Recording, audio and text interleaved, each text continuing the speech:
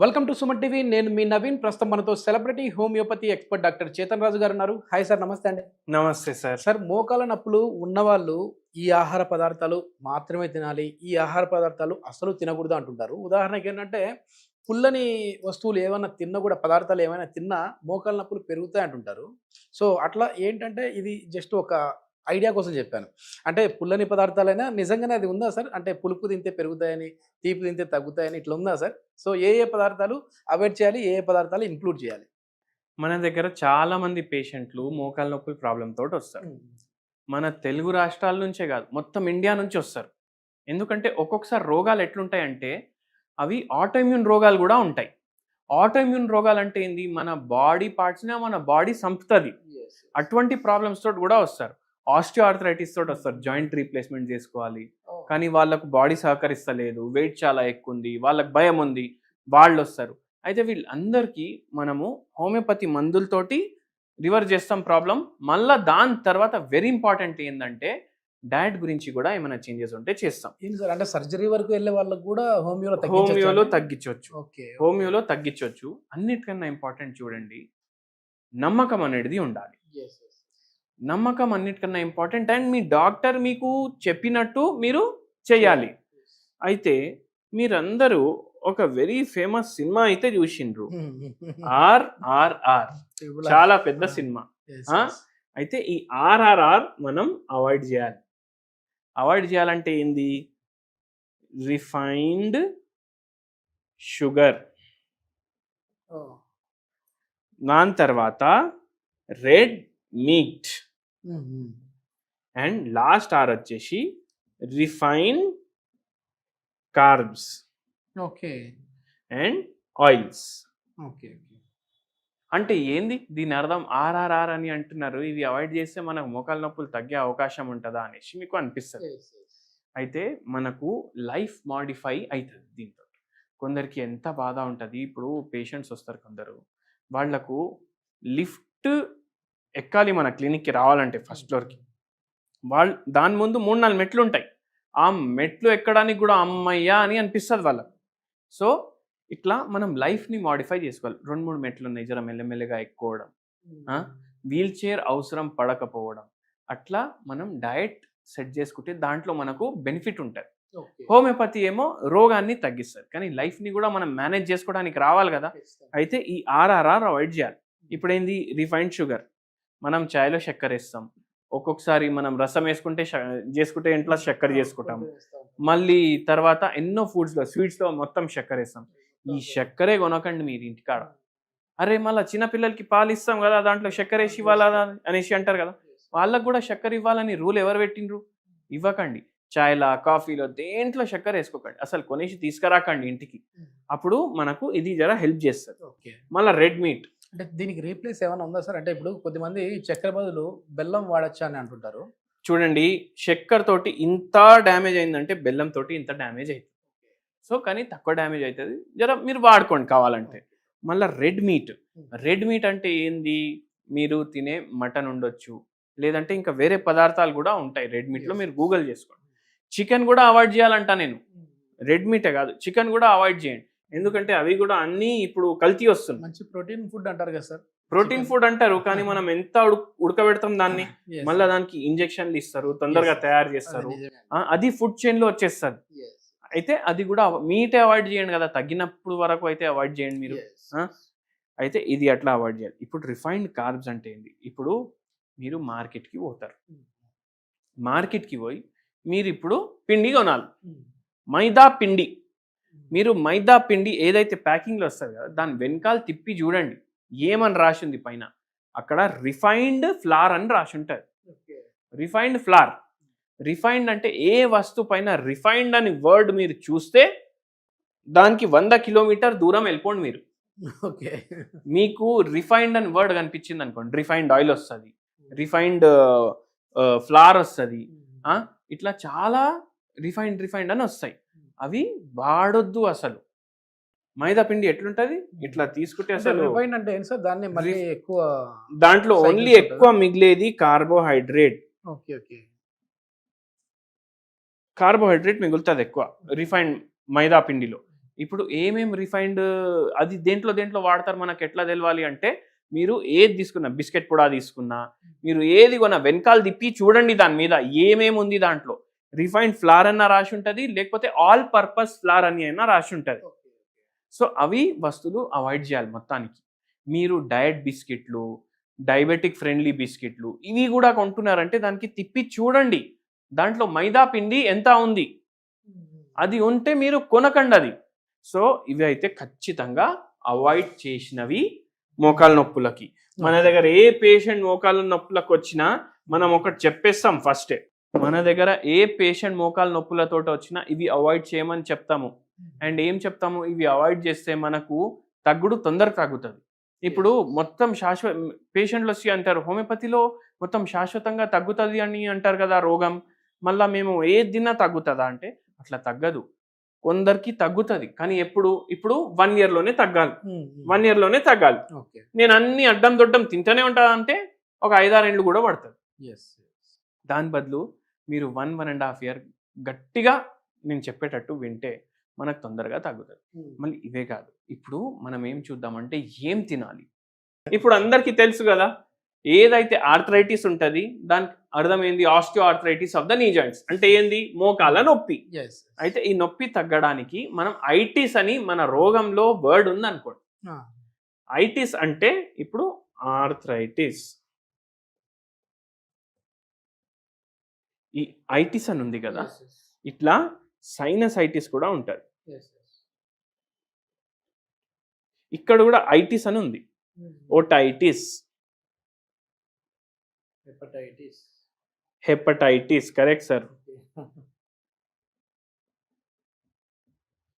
ఈ ఐటిస్ అంటే ఏంది, హెపటైటిస్ లివర్ ఉబ్బిపోయింది మీది, ఓటైటిస్ చెవులో ఉబ్బిపోయింది, సైనసైటిస్ సైనస్లు ఉబ్బిపోయినాయి, ఆర్థరైటిస్ ఉబ్బిపోయినాయి మోకాలు లేకపోతే వేరే జాయింట్లు ఉబ్బిపోయినాయి. ఈ ఉబ్బుడిని ఇంగ్లీష్ వాళ్ళు ఇన్ఫ్లమేషన్ అంటారు.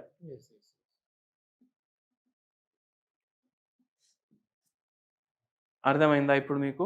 సో మనం ఎటువంటి డయట్ చేయాలి అంటే యాంటీ ఇన్ఫ్లమేషన్ డయట్. ఇప్పుడు నేను ఇంతకుముందు వస్తువులు చెప్పినా కదా, ఆర్ఆర్ఆర్, అవన్నీ ఏం కాజ్ చేస్తాయి మన బాడీలో, ఇన్ఫ్లమేషన్ కాజ్ చేస్తాయి. ఈ ఇన్ఫ్లమేషన్ని తీయాలి మనం. ఈ ఇన్ఫ్లమేషన్ని తీయాలి అంటే మనం కార్బోహైడ్రేట్లు అవాయిడ్ చేయాలని నేర్చుకున్నాం, రిఫైన్డ్ ప్రొడక్ట్స్ అవాయిడ్ చేయాలని నేర్చుకున్నాం, రెడ్ మీట్తో సహా వేరే మీట్ ప్రోడక్ట్స్ కూడా అవాయిడ్ చేయాలనేసి నేర్చుకున్నాం. మళ్ళీ ఏం తినాలి, గడ్డి తినమంటున్నారా డాక్టర్ గారు అనేసి అంటారు చాలా మంది. కానీ ఇప్పుడు మనకు అన్నిటికన్నా హెల్తే ఇంపార్టెంట్. అన్నిటికైనా హెల్తే ఇంపార్టెంట్ ఉన్నప్పుడు మీ హెల్త్కి ఏది మంచిది అది తినండి. అవునా? ఏం మంచిది అంటే ఇప్పుడు యాంటీ ఇన్ఫ్లమేటరీ ఫుడ్స్ డిస్కస్ చేద్దాం మనం. ఫస్ట్ మీరు బ్రేక్ఫాస్ట్ చూడండి. బ్రేక్ఫాస్ట్లో మీరు రాగులు, కొర్రలు, జొన్న, ఇప్పుడు దీంతో మీకు రొట్టె అవుతుంది, దీంతో మీకు ఇడ్లీ అవుతుంది, దీంతో మీకు దోశ అవుతుంది. ఈ కొర్రలతో కూడా ఇడ్లీ, ఉప్మా, దోశ. రాగులతోటి మీకు సంగటి అవుతుంది. రాగులు అటుకులు కూడా వస్తున్నాయి ఈ మధ్య, రాగులు అటుకులు కూడా ఒకరోజు పెట్టుకోండి. మళ్ళా రాగి సరి ఇవన్నీ తయారవుతాయి. దీంతో కూడా దోశలు తయారవుతాయి. 1, 2, 3, 4, 5, 6, 7, 8, 9 డిషెస్ మనం తయారు చేసుకోవచ్చు. దీంట్లో ఉండేది 7 రోజులు. సో ఇట్లా యాంటీ ఇన్ఫ్లమేటరీ బ్రేక్ఫాస్ట్ చేస్తున్నాం మనం. ఇంకోటి గుర్తుపెట్టుకోండి, ఎక్కువ ఆయిల్ మీ ఫుడ్లో యాడ్ చేయొద్దు.